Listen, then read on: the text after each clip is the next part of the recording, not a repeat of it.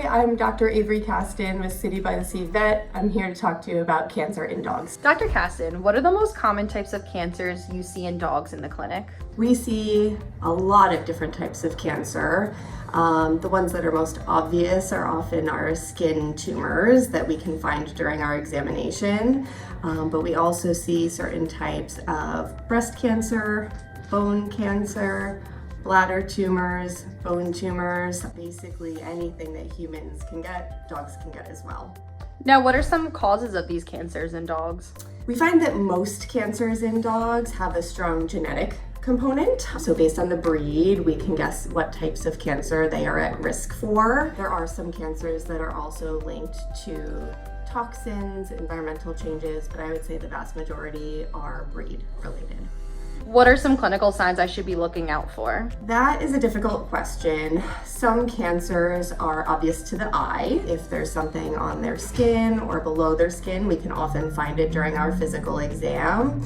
But many cancers can have very, very vague symptoms. So oftentimes we're looking for weight loss, major changes in their appetite or energy levels, or any huge changes in their overall behaviors to make us start looking for abnormalities such as cancer. What will the veterinarian do to diagnose my dog with cancer? Typically, we will start with a really thorough physical exam. Sometimes that's enough to clue us in that there's a major issue, such as cancer. But typically, we do what are called staging tests. We will do blood work, chest x-rays, abdominal ultrasound, plus or minus take samples of the mass if it's something that we're able to access to obtain a diagnosis. Now, what kind of questions should I ask my veterinarian after diagnosis? Lots of questions at that point could be very overwhelming to get a cancer diagnosis. Most importantly, you want to know the overall survival times and the prognosis.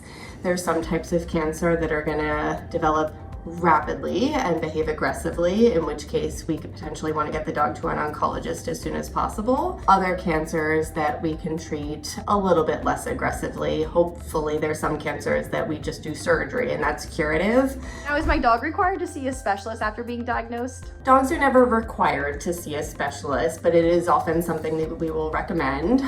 So depending on the type of cancer, some of them we are comfortable with doing surgery or medical management to help manage their cancer. But oftentimes, if it's a more aggressive type of cancer that we're worried about it metastasizing and spreading to other parts of the body, we're going to recommend that a dog see a veterinary oncologist. They can perform chemotherapy and radiation therapy that we as general practitioners do not provide. Now, what does a cancer diagnosis mean for my dog? Certainly depends on the type of cancer and how advanced it is.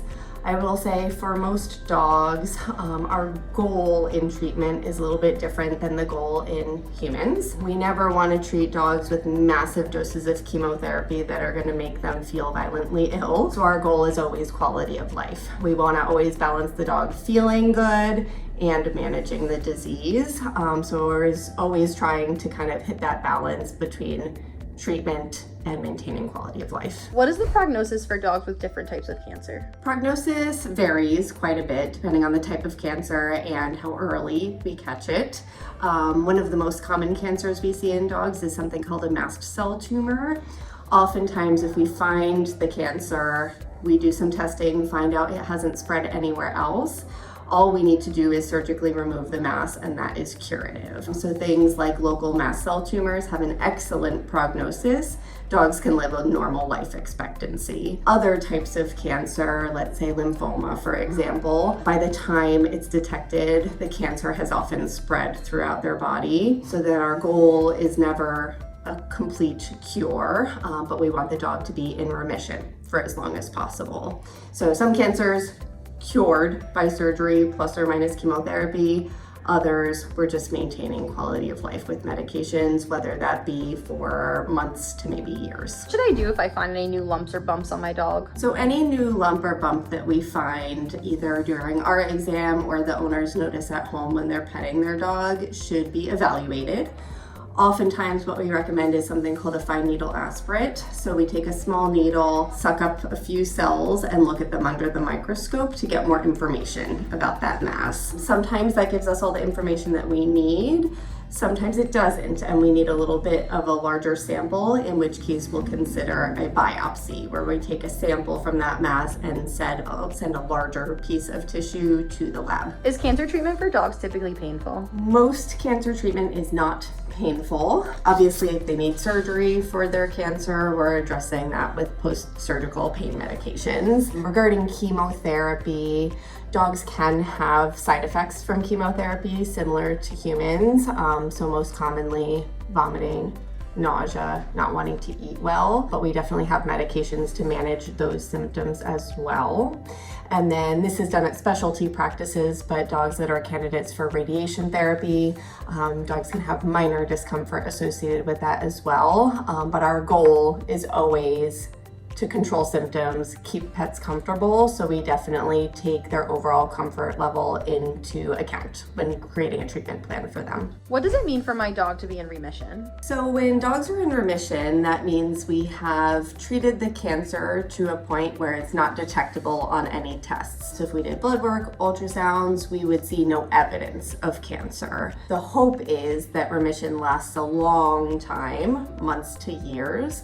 But anytime a dog is in remission from cancer, we still recommend following up with routine screening so that if the cancer comes back, we can catch it in the earlier stages of disease. Now, what should I do if my dog's cancer progresses or recurs? That's something that I usually recommend consulting with a veterinary oncologist about.